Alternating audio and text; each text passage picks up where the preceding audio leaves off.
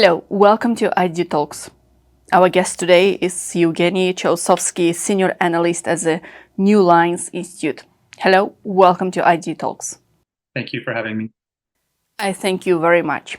So, Azerbaijan's primary aim is to facilitate regional economic development and connectivity. Since the end of the 44 days Second Karabakh War, there is a key element on the negotiation between Armenia and Azerbaijan about the opening of Zangezur Corridor, which will connect Azerbaijan with Nakhchivan Autonomous Republic. So these projects have a special significance for not only for Azerbaijan and Armenia, but also for Europe, for Asia, and for other countries which are located in the region of the South Caucasus.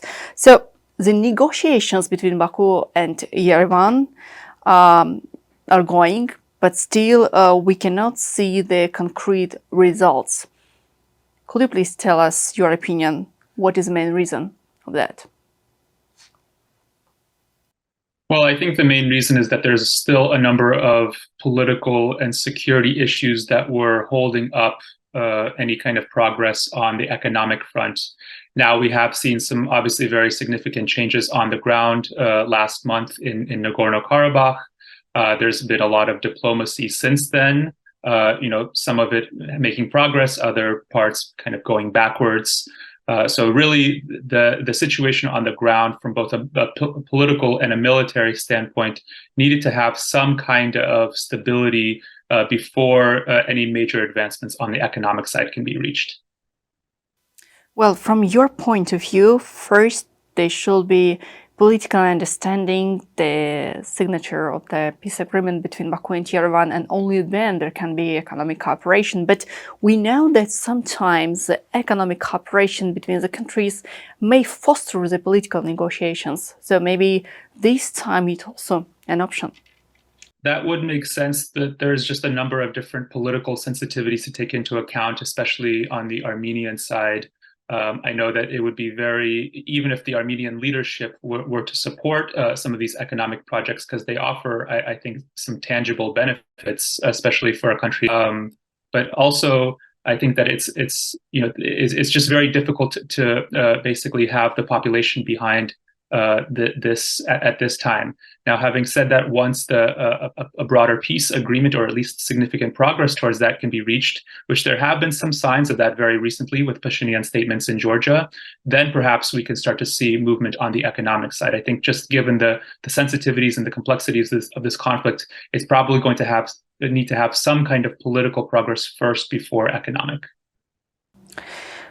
3+3 platform initiative proposed by Azerbaijan and Turkey, again, since the end of the 44 days patriotic war, is also now attracting a lot of attention from the regional countries. Another meeting just recently was held in Tehran, in Iran. But we know a special, let's say, special attention of from the United States to this project, and the special relations between the United States and Iran, United States and Russia. So, considering all of these, what action should we expect from Washington in relation to the future development of the 3+3 platform?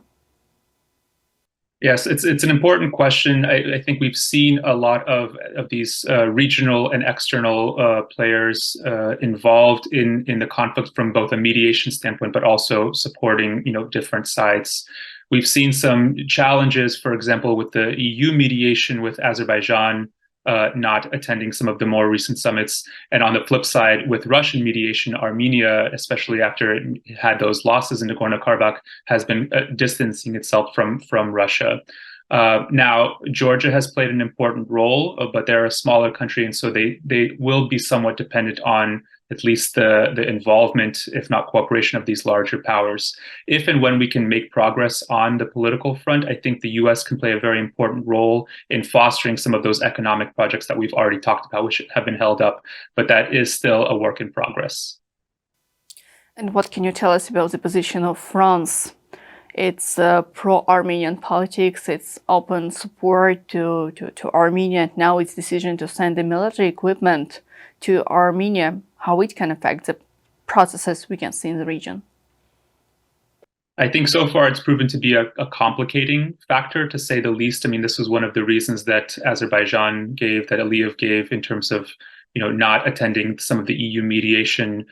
First, because Turkey, which is obviously a very important partner for Azerbaijan, was not present at those meetings, but also because of that security cooperation between France and Armenia. That was another significant reason. So these, I don't think it's necessarily going to prevent completely progress on the diplomatic front, but it is certainly one of the challenges that needs to be maneuvered and mitigated if we are to see progress.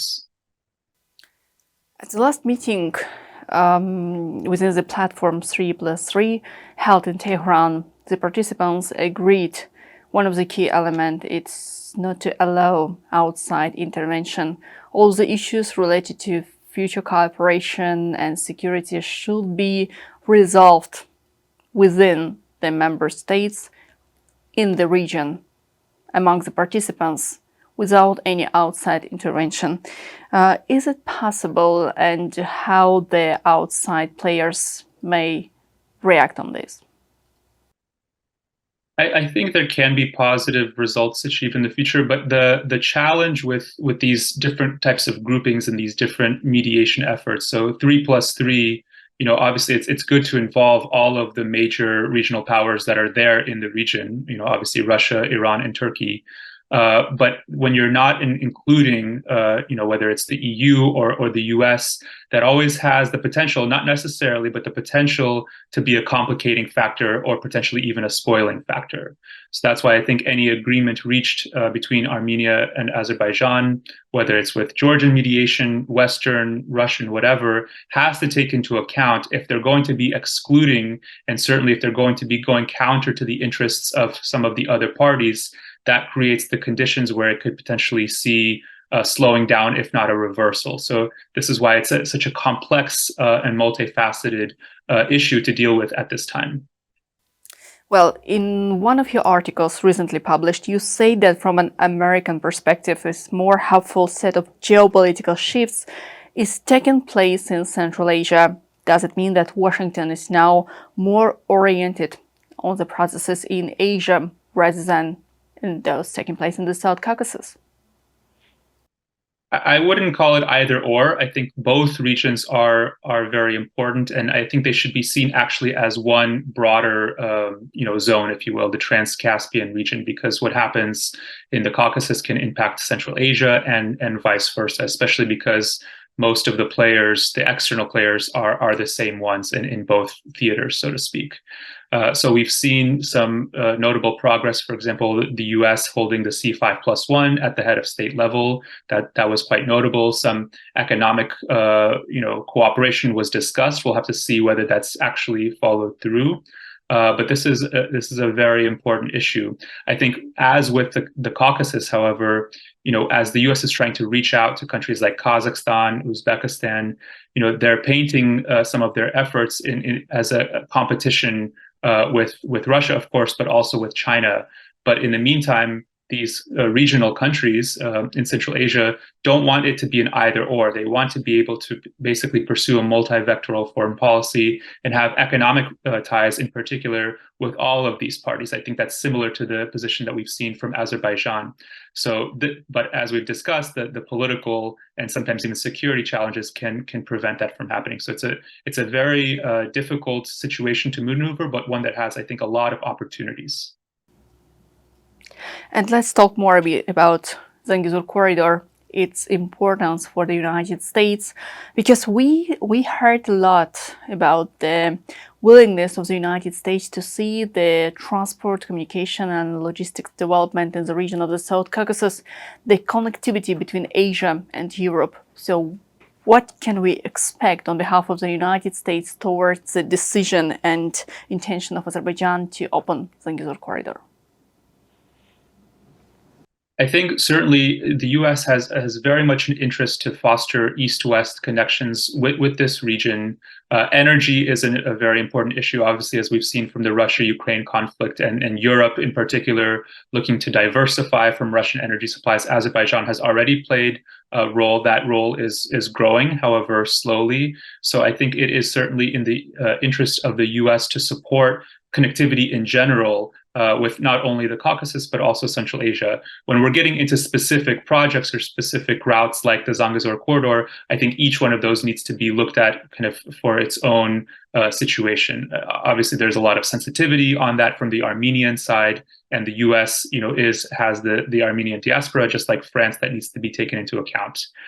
So, there's a lot of opportunity, but you have to really take into account the political considerations as well. Now there's been talks about Azerbaijan kind of going, instead of the Zangezur, or at least as a supplement, to go have some Iran-based routes that would reach Nakhchivan. So anytime you're discussing a specific route, there's going to be different players involved and different considerations to take into account. And one more question I have. Could you tell us about Azerbaijan's strategic value for the United States?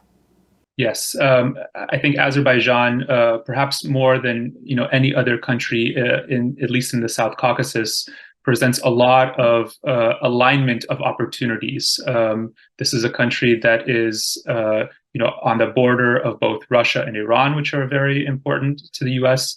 This is an energy provider, not only to the region, but also beyond to Europe. And this is a potential nexus to go forward further into Central Asia and link up infrastructure there. You can't have Trans-Caspian projects without Azerbaijan. So in that sense, it's very much, I think, strategic for the U.S. But when you're from a geopolitical perspective, on the political side, it's a lot more challenging. We've seen some pushback here internally in the U.S. And of course, we have seen how the U.S. is very much focused on Ukraine. Now we have the situation in the Middle East with the Israel-Gaza conflict. So it can be true that Azerbaijan is both has strategic value for the U.S., but also is not necessarily at the top of the priorities. But I think moving forward, it will be an increasingly important country for the U.S. and for a lot of other players in the region. Well, thank you. Thank you so much for joining our program today. Thank you.